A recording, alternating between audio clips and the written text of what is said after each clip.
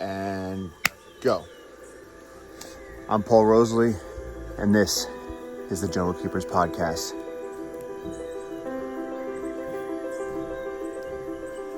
What's up, Jungle Keepers? We are back in the Amazon rainforest, and what's happening behind me right now is one of my favorite things on earth. This is the sun coming up in the east over the Amazon rainforest, and if you listen, you can hear the entire jungle waking up. We've been listening to, as we just came up the stairs all the way up the treehouse, we've been listening to howler monkeys bringing in the dawn chorus. There's macaws waking up, there's motmots. Every single animal in the rainforest, either they're ending their night shift or they're starting their morning shift. But the thing is, with a view like this, is that you just don't get it.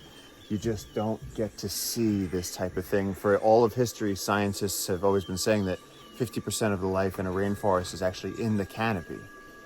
Well, the canopy is 150, 160 feet up off the ground, and these trees are straight pillars. So how are you getting up there? Most of the scientists that have done work in the canopy have come up with all these insane ways of accessing the tops of the trees. And so some of those that I've seen have been, one guy I met was using hot air balloons to float along the top of the canopy and then deploy nets over the leaves, and then the humans would jump out of the hot air balloon while they hooked it to a branch, and they would do their research really, really quick, and then they would have to get back in the hot air balloon, which, if you've ever been in a hot air balloon, it's not a very easy thing to control. So it's always been hectic. The other people, at least growing up, the people that I saw doing canopy work were always, inching themselves up on a rope, going up into the canopy to one branch, and then from that branch you make an anchor, and then you try to climb out over the tree. But canopy work has always been extremely dangerous and extremely limited, and that's part of what we did here. Was that when we built this tree house, it's the first time that there's a place that's 110 feet up in the canopy. We're at the edge of a sort of a cliff here. It's called the terra firma, and then below us is the floodplain. And the magic you see happening out that side, that was intentional. We looked for this tree. We tried to find a tree that stood at the edge of a cliff that looked out over the rest of the jungle, because if you notice, there's the mealy parrots coming in. If you notice, the jungle mostly is flat, and that's partly the trees protecting each other. That's partly the upper limit of where these trees can grow to. The canopy of the Amazon is tremendous, but at this spot, we're at the edge of this sort of cliff, and that allows us to look out over the entire jungle. Everything that the light touches, everything you see out there, is protected by jungle keepers.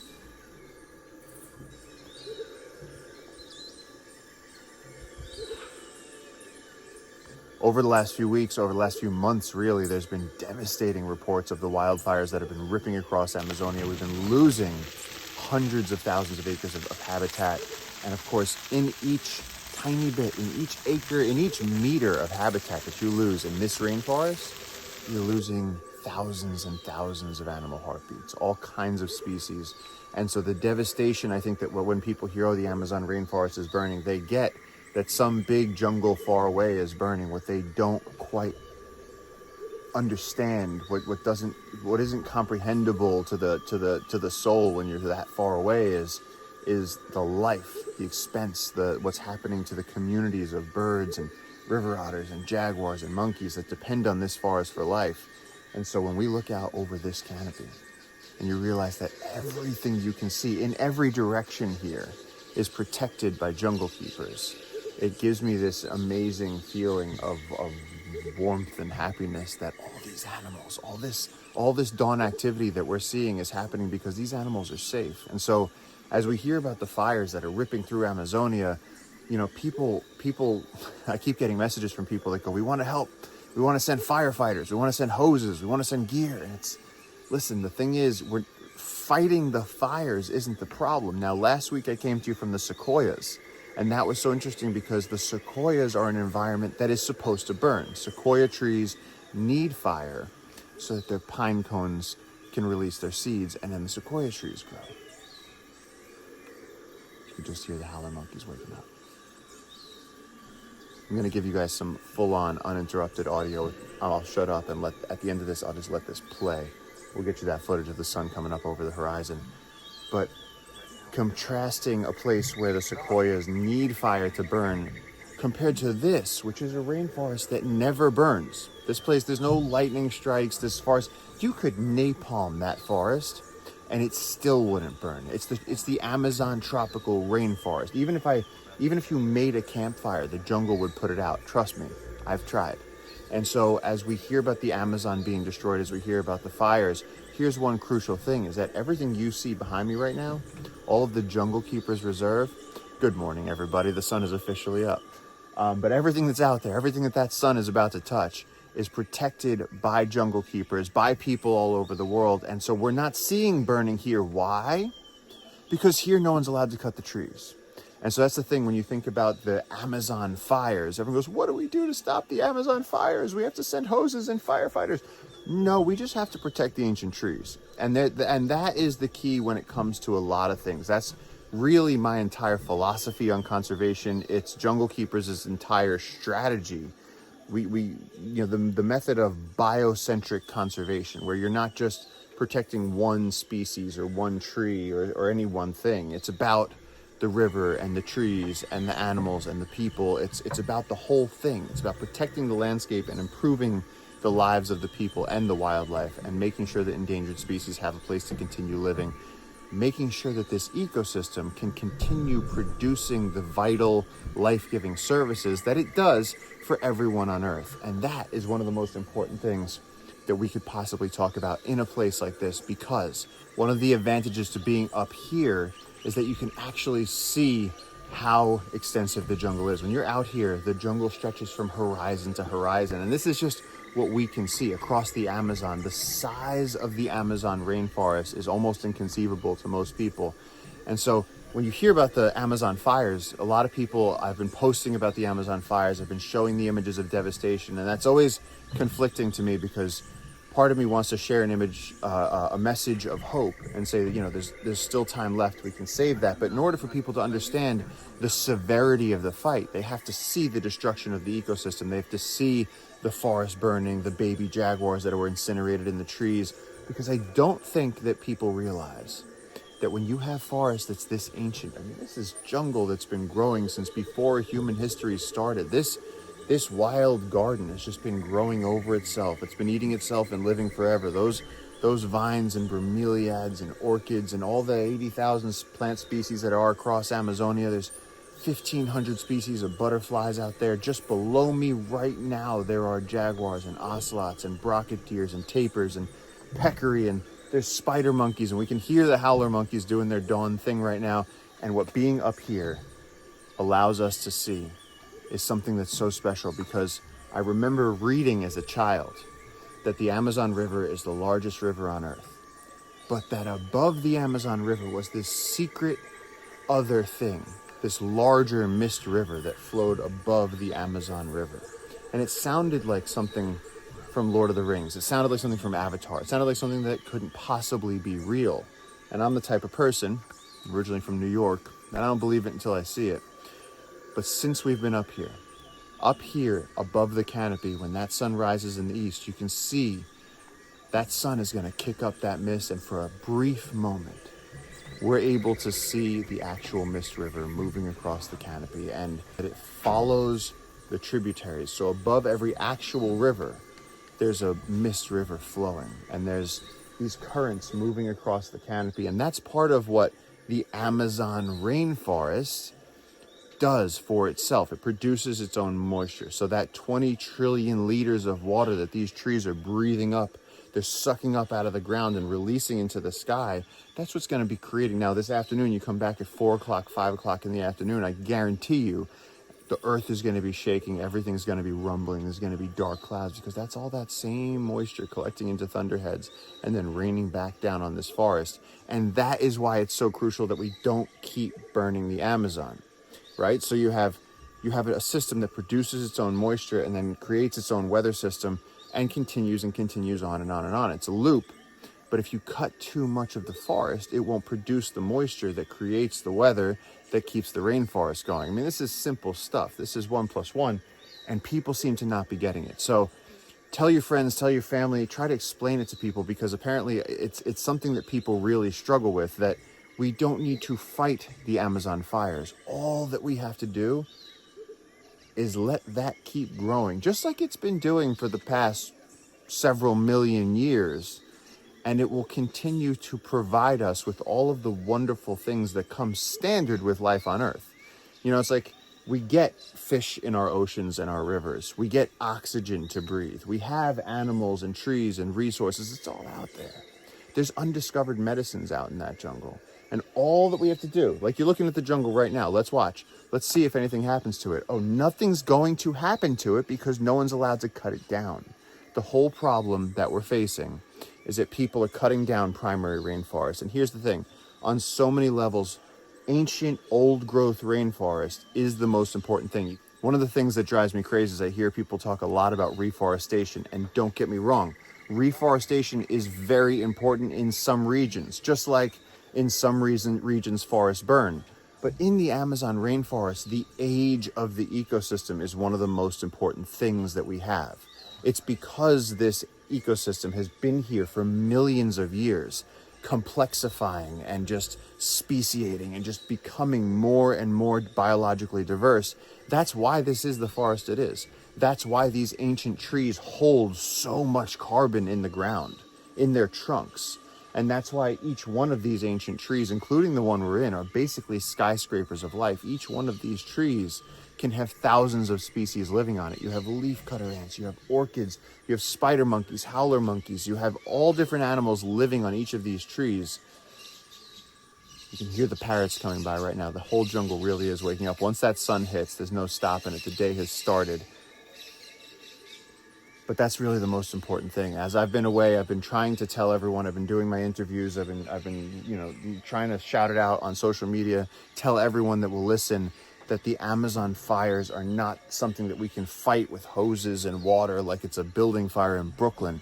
This is something that we have to preemptively protect by not allowing people to cut down the incredible endless forest that is the Amazon rainforest. And so, as we're looking out over this, for those of you that don't know, Jungle Keepers is an organization that protects 97,000 acres of rainforest. Our work takes place here in the Peruvian Amazon, and right now I'm sitting in the Alta Sanctuary Treehouse. This is the tallest treehouse in the Amazon rainforest. It's possibly the tallest treehouse in the world, and one thing it definitely is, it's the tallest luxury treehouse. And so, what I was saying about how scientists had all these wacky methods of getting up into the rainforest canopy, you know, going in a hot air balloon and deploying nets, you could fall through the net, your hot air balloon could fly away. I've watched a lot of very capable scientists use the rope method to get up into a tree, and then they're stuck there, because a lot of them aren't professional climbers, they're scientists that are climbing. And, you know, you look around, and on any given tree, you know, in any given 10-foot radius, there's only so much you have access to, so much you can grab. Being up here in a comfortable way does a few things. Now, this allows us, we've already been publishing scientific findings from what we're seeing up here, because throughout history, humans have not been able to spend time up in the rainforest canopy. You get to be able to see the behavior of the birds and the monkeys and the population distribution of various species as they use the canopy. And this is something that we don't have access to, because if this is a rainforest tree, as a human, you're like a tiny, it's like a raisin down here. You're this tiny thing under these massive trees. It really is like Avatar. The canopy is a whole other world. And so, for instance, right now, I'm sitting in the sun and it's starting to get hot. If you look downstairs right now, if you look down to the floor of the rainforest, it's still dark. You still would need a flashlight down there. That's how dense the canopy is. And so having the Alta Sanctuary Treehouse does a few things. Not only does it allow us to conduct scientific research in a comfortable, safe way, we have railings, we have water up here. If you're up here for hours and hours watching a species you've never seen before, there's a bathroom. Another thing that's so important for people to understand is that as we work to protect this forest, and there's just so much of this forest out there, in this 97,000 acres, a lot of what we do is try to share this with people so that they become inspired, so that they help Jungle Keepers. And one of the most powerful things that we can do is bring people to the rainforest. And so a lot of our large donors have come down, stayed with us in the treehouse. They've looked out and seen the exact view you're seeing right now. But when you see it yourself and you hear the sound of the howler monkeys and you actually feel the sensation of that sun hitting you, and you realize that we're connected to all of that, that's powerful. And a lot of times people with the means to help find themselves compelled to help once they actually come down here and experience it, right? I mean, everything is an issue that's far away. You can think of a million issues that you could let your heart break over. But once you come and experience it, all of a sudden you're connected to it. And I always tell people that, because people go, what do I do about, the war and so and the global warming and species extinction and this and that and that. And we've never lived at a time in history where we have more information flooding into us. And if you let yourself, you will get overwhelmed. Your heart will get ripped in a million directions. And so one of the things that I always tell everyone, at least it's my philosophy, is that you pick one thing. And for everybody, that's different. And I know someone who focuses on building native habitat in their backyard, and that means hummingbird feeders to help the hummingbird migrations, native flowers for the bees, place safe spaces for birds and lizards, and it's just creating an animal-friendly ecosystem with native growing plants in their own backyard. Then there's the people who all over the world are giving $5, $10, $100 every month to jungle keepers. And here's the interesting thing, and we were just talking about this last night, is that, for a billionaire to give us $1 million might be the same as a normal working mom or dad giving us $5 a month. Everyone has different levels that they can help with, but the value of the contribution, the level of heart that represents, is the same. And here's the other thing, is that we need every single person that's part of Jungle Keepers to make this possible. Large or small, every donation helps us protect these acres, because once you go beyond this horizon, there is an edge. That 97,000 acres is okay, but it's not the goal. What we're actually trying to do is to create a national park that's 300 to 350,000 acres, and that would protect this entire river and the forests around it, and create a biological corridor between already established national parks. So we have these giants here. We have the UNESCO World Heritage Site Manu National Park. We have Alto Purus National Park. We have the Tambopata, which is the crown jewel of the Peruvian Madre de Dios, which is known as the biodiversity capital. But in the center of all of that is the wild, lawless, unexplored Las Piedras River. And that's exactly where you're seeing the mist on the horizon right now. Between us and that ridgeline in the distance, that is the Las Piedras River. We're here, and that's where I've been for the last 20 years. That's the only thing I've ever worked on in my life. In my entire adult life, say from the ages of 18 to 37, I've only done one thing and one thing only: save rainforests. I think it was Woody Guthrie had a guitar that said, "This machine kills fascists," and I originally wanted a t-shirt that said, this machine kills poachers. But then what we realized with Jungle Keepers was that most of the poachers and gold miners and loggers, a lot of the ones that work out here, they're good guys. They're really hardworking, honest people that love the jungle and chose to work out here because their fathers were jungle people. Their mothers were women that were comfortable with the machete. These are people that grew up out here, that I can identify the medicinal plants, that want to keep this jungle as part of their heritage, and that want, really importantly, to teach their children how to survive out in the wilderness. And they have a culture of, yes, hunting monkeys, eating fish out of the rivers, using crops like yucca to sustain their diet, and they love that nativo lifestyle, and that's important, and they want it to continue. And so one of the things we do is protect the forest. You have thousands and thousands, hundreds of thousands of acres of protected Amazon rainforest. And then you also have areas like along the river, like in the Alta Sanctuary Treehouse, a small percentage where you welcome visitors from around the world, where local people can be employed as chefs and boat drivers and local guides and experts. And you start to create a culture of conservation. And so instead of, all of the hysteria and all of the destruction that we see with the Amazon fires, here we are in the Jungle Keepers Reserve, and listen to it. It's perfect. This is life the way it was on Earth 10,000 years ago. This jungle was standing here. 1,000 years ago, that big kapok tree was just a sapling. That was before the Spanish ever got to the continent. That's before the United States was a thing. That's before most of human history that we can think of was happening. These trees are our great grandparents. When you drink ayahuasca with a shaman, the last time I did, he spoke extensively about that. He spoke about how, these trees in a way are our ancestors. We have exchanged breath with them, and they have exchanged the water that is part of us, that flows through us, that rises up off the canopy, that we drink out of the river, and that comes off of our skin into sweat and back out into the air. That's where they're all part of that interchange, and that sacred cycle has been happening for millennium. And when we look out at these trees, the thought of losing these trees is absolutely devastating. And so part of being back is that we're going to do a lot of stuff together. I want to take you guys out on night walks. We still have to go. I mean, I just got here. We're going to go out and we have to look at what's going on at the ancient forest, the plot of land that we just got, the new 10,000 acres that we just added to the Jungle Keepers Reserve. We got to blow up that bridge. And there's so much that I have to show you out here. Out in this canopy are so many species. Some of the tactics that we're using to protect this forest are so innovative that they're making headlines. More and more people are finding out about it.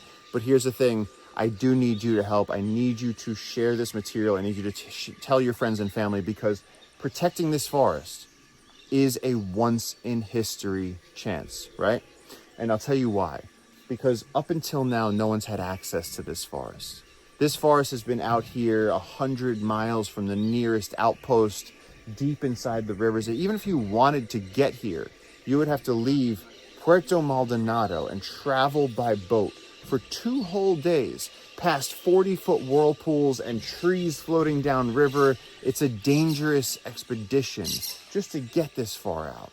And then if you were already out here and you cut down a tree, one tree, you would then have to spend weeks milling it into boards and making it float and getting it down the river and hoping it didn't get snagged. It's unbelievable amounts of work. And that high bar of entry kept out all the people that would have come in and destroyed it. Well, now what we see happening is that there's roads. There are more and more roads coming into this part of the rainforest, and that's why Jungle Keepers is working in a race against time. This forest has been growing as long as the Amazon has existed. No one has cut this forest, and we're living at a time in history when, for the first time ever, people with funding and diamond-tipped chainsaws are coming in hungry, wanting to make a profit, willing to level all of this with no concept of the profound biological treasure that has never existed anywhere else on Earth, the greatest proliferation of terrestrial biodiversity on our entire planet. To these people who are desperate, they will come out here and they will cut all of this to the ground, they will burn it, and they will plant papayas, and they will let cattle eat the grass that grows after the rainforest is gone, and we will lose one of the greatest treasures we have on so many levels, not to mention that literally one of the greatest physical features of our planet will start to stop looking green and start looking brown and black as we destroy it. And we can change that narrative. I see a lot of people in the comments going, humans are a cancer on Earth. I wish humans would just disappear. And it's like, man, listen, I love modern life. I love modern medical technology. It's saved me and my family many times. I like being able to watch movies. I like being able to take videos of things that I love and share them with people all over the world. Life is beautiful and humans are amazing. The anti-human thing never resonated with me. But what does resonate with me is that we transcend from being clever apes to being a species that's truly intelligent. That we get that, oh, if we just don't cut down this forest, everything will be fine. The weather patterns in South America will continue to be reliable. If we don't dam the rivers, the salmon will be able to move up and down, and we'll always have as much fish as we could possibly want. If we don't have oil spills and destroy our ocean fisheries with drag nets, there'll be fish for everyone on Earth. And so we have a bountiful planet that comes standard with everything that we could possibly want.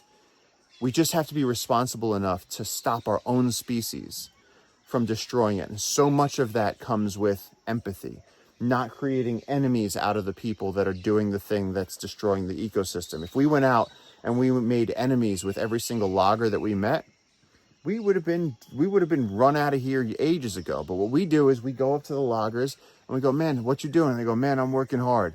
This chainsaw is killing me. The wood is flying back at my face. And we go, great. You got any ear protection? No. You got any goggles? No. You ever been injured? Oh yeah. One time the chainsaw kicked back and cut me. You hear these tragic stories of people who have been working their entire lives, often since they were children, out cutting wood. And so what we do with Jungle Keepers is we're offering a change in the narrative. Not humans are evil and we're killing the planet and everything is dying and we're in the 6th extinction and there's nothing we can do. We're starting at the local level. Hey, Mr. Logger, do you want a better job? Because we can give you a job that pays you double what you're making right now, and you'll have health insurance, and you'll have a contract, so your family will be taken care of. You'll be working in a safer environment. You can put down the chainsaw, and you can come work with us. And you can patrol and protect this incredible ecosystem that you grew up in, that your father taught you to fish in, and then your children will be able to enjoy the same things that you enjoyed. And that culture, that incredible ancient wisdom that's been passed down from generation to generation. You know, they say, I wish I remember the numbers. I was just reading from Wade Davis where he was saying of all the languages on earth, less than half are being taught to children. So while we're losing biodiversity, we're also losing languages because indigenous culture is changing. And most of that has to do with how ecosystems are changing. And so as we protect this ecosystem, we're helping the indigenous communities along this river to create a brighter future, one that involves conservation, one where they still have the foods that make their culture what it is. And let's not forget, we're also creating a vital buffer because out there, not many miles from here, there are uncontacted tribes. Some of the last people that live completely isolated, completely naked in the forest. These are people that have been out here so long, they've missed the wheel. They've missed the spoon. I mean, they've missed everything that we take for granted, and they're living out there completely naked and isolated. And they do speak a language, a version of local dialects that doesn't seem to translate with the other remote indigenous tribes. And so there's a communication issue. But the thing that we know for sure is that as loggers, if illegal loggers are allowed to come up this river and just cut whatever they want, they will come into conflict with the tribes. And so the most respectful, humane thing that we can do for these uncontacted tribes that clearly want to remain uncontacted and untouched, and that will shoot you if you challenge them on that, the best thing that we can do is just create a huge buffer, reduce the amount of people that are going upriver, and protect this. It's a win-win-win for everybody. We're back in the Amazon. There's so much that's coming. This is just episode 1. I'm going to show you some of a little bit of where I am right now, some of the incredible species that are around me in this forest, because even as you're sitting up here in the treehouse, you can hear all these sounds. But without a nice camera and a telephoto lens, you're never going to hear any of it. So before the sun gets too high and everybody goes to hide, here's some of the incredible wildlife that you see at the Alta Sanctuary Treehouse. Thank you guys. See you soon.